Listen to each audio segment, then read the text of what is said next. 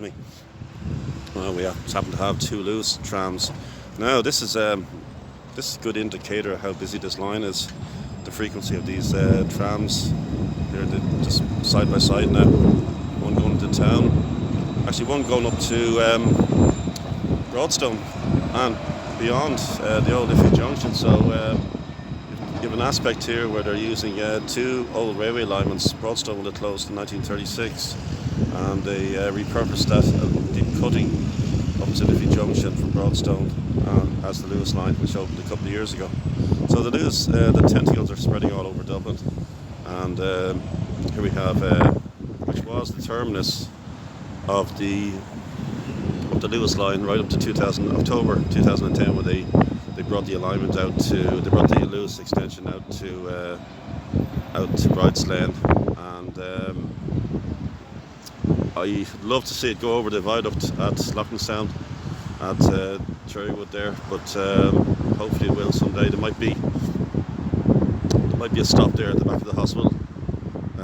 Only time will tell, but unfortunately, if you're in and around Shankill, the old alignment has either been built on or filled in, or if you go down to Shangana Junction, that says it all.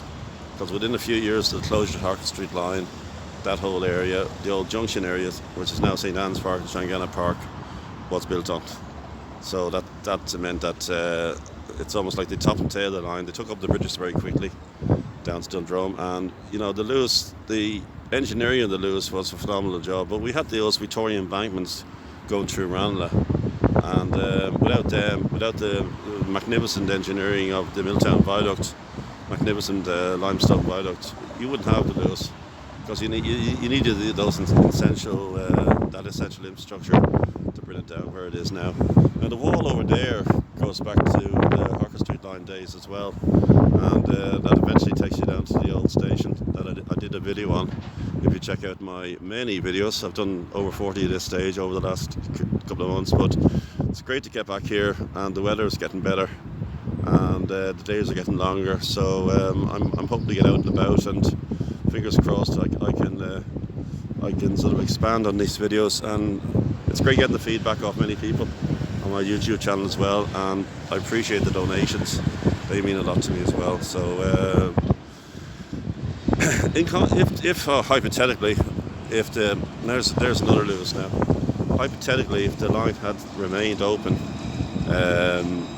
and or even mothballed, excuse me, it would have seen a future, definitely. It would have been, as I said before, it would have been a dart line. There probably would have been 2 stops in this area. We have a stop here. You can visualise there being a dart stop here, and maybe one possibly down near the old Slogan. I don't know, with the old Slogan station, they might have had a stop further up, or maybe they just would have been a central stop. Who knows? But it would have been definitely a busy station for sure compared to the old Slogan station, which was essentially a rural station.